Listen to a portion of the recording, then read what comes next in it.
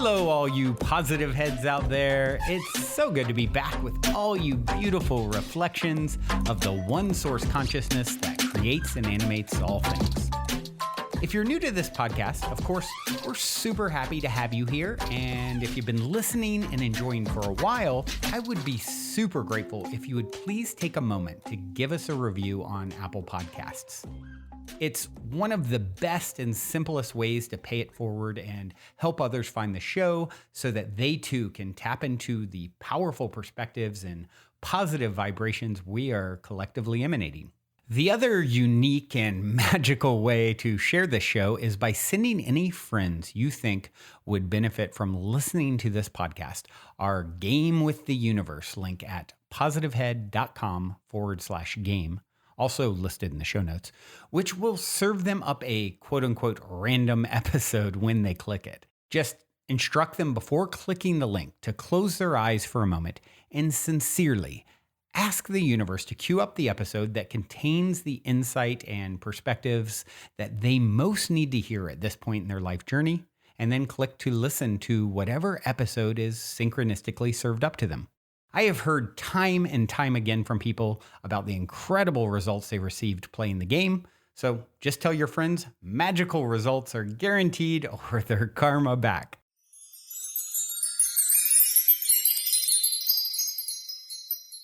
All right, all you positive heads, welcome, welcome. Here we grow again. How's your hearts out there? Hope you are faring well in this now moment as we float in eternity together. I am doing pretty good myself. And thinking for today's episode, I would reach for my Untethered Soul deck, 52 card deck based off of the book by Michael Singer.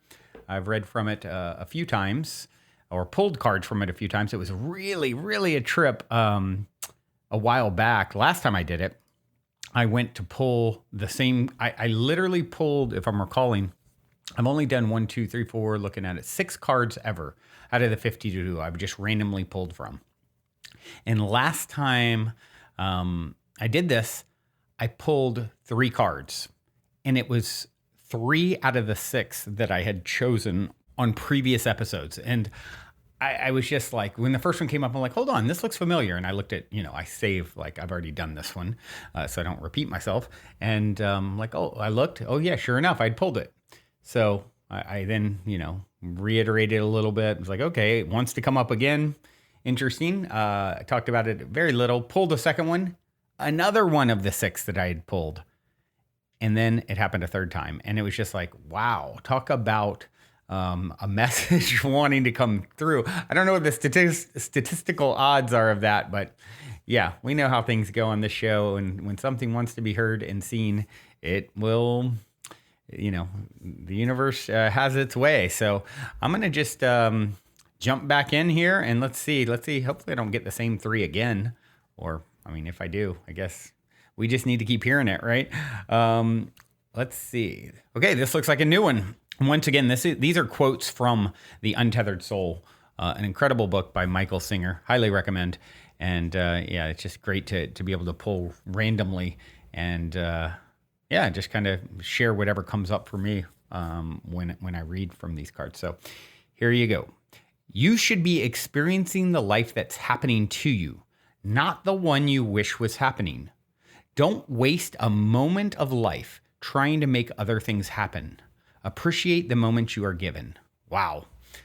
That is a powerful card. Man, that is such a powerful card for me. I'm going to read it again. You should be experiencing the life that's happening to you, not the one you wish was happening. Don't waste a moment of life trying to make other things happen. Appreciate the moment you are given.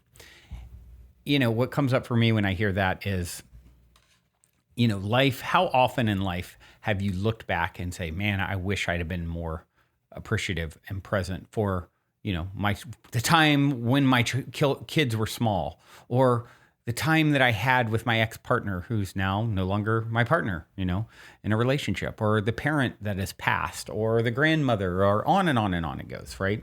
And we're so good at looking back, appreciating things when they're not there, and taking them for granted when they are. And I believe for me, this is one of my biggest challenges in life. I can be so nostalgic for days gone by and things gone by and experiences gone by. Meanwhile, what's happening to me now is think of it in these terms.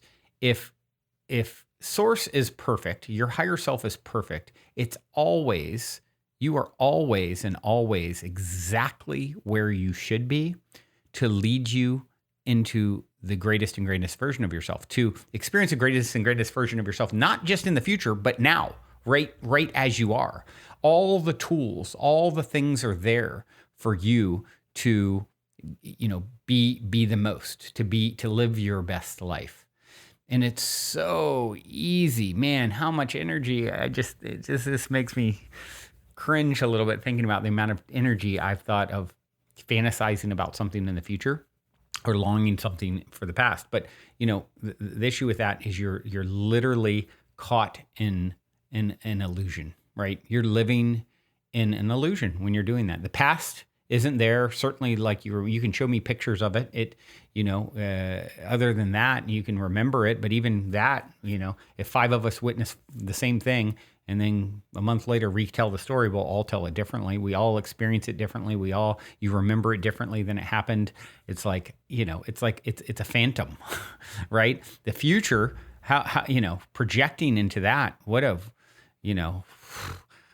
fool's errand that is. Right. Meanwhile, the reason you have books like Be Here Now and The Power of Now being some of the best-selling, spiritual books to help shift perspectives in the last 100 years, because they are so powerful. They're talking and touching on such a profound truth, and that is all of your power lies in the now moment. This is where you are. This is where Source is meeting experience and physicality. And out of all the possibilities in eternity that your higher self is capable of experiencing, it has navigated you to this one. And why? Is it happenstance? Is it just, a stop-off point on the way to a more divine experience? They're all divine. Every moment is divine. There is no moment more divine than this moment. Your job is to see it in the mundane, to find it in the moment of walking in the rain, or sitting with your child over a simple spaghetti dinner, or whatever it is. This is the life for you.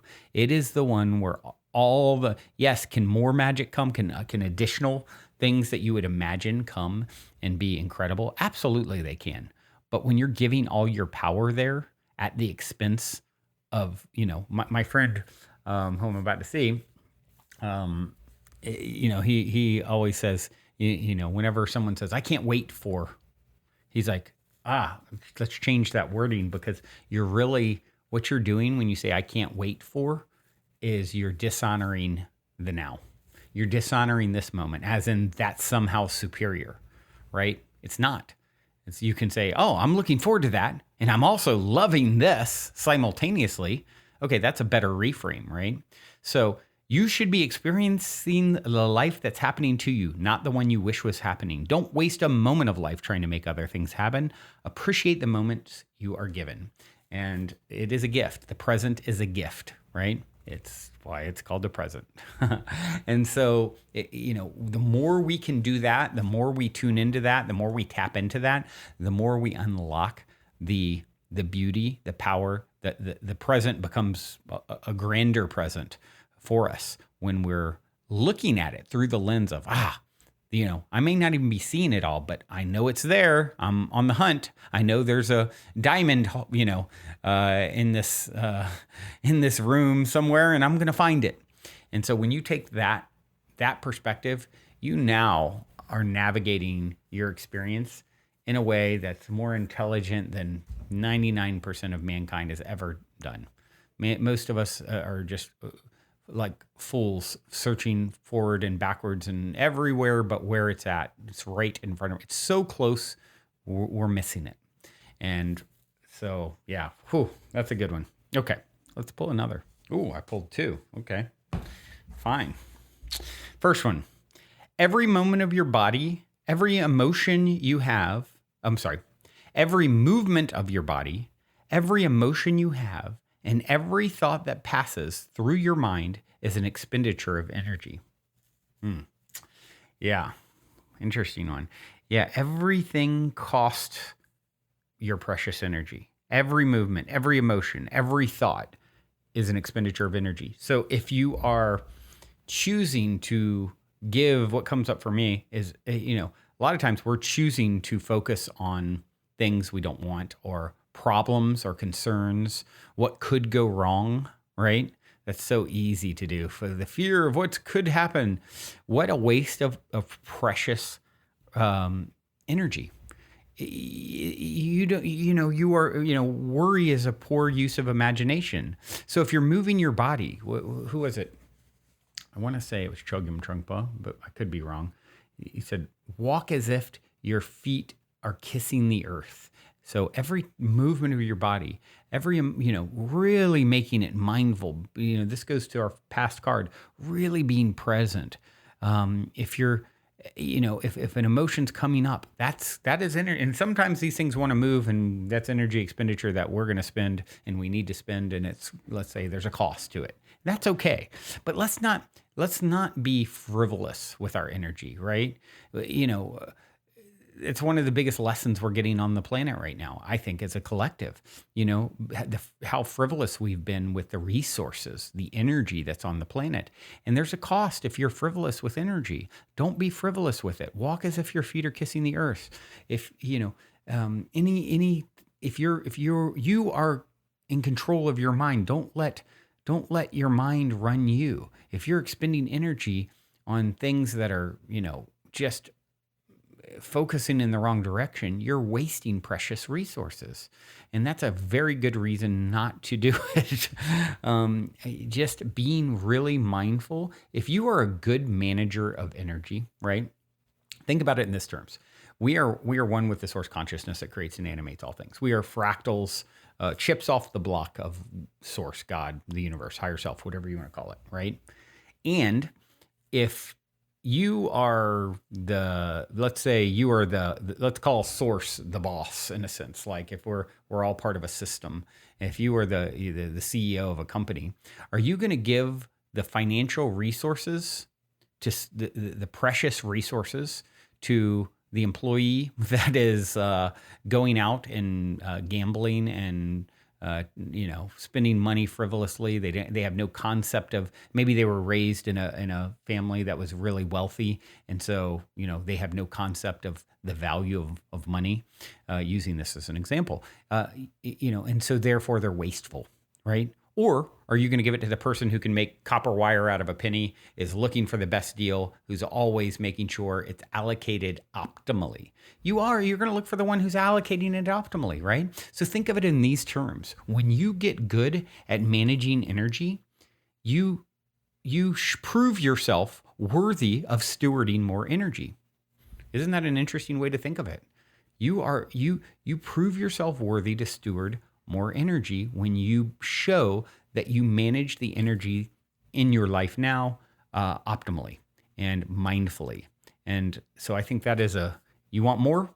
Let's see you do well with what you got first. Let's see you do better with what you've got first.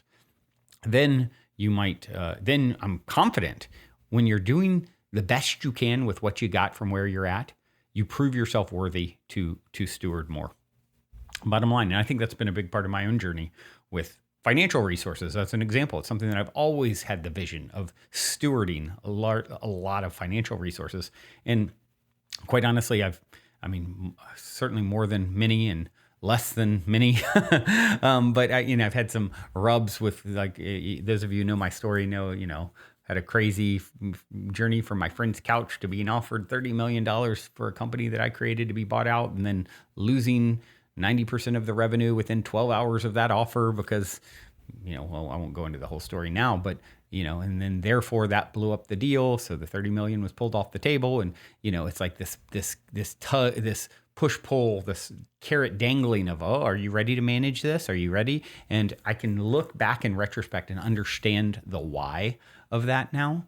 And at the time I could not. And it's like, I'm getting better at managing energy in general. And therefore, a natural byproduct is more health to steward, more financial resources, more relationship energy. I mean, you name it. Like the better you get, the more heightened, powerful emotions you're capable of.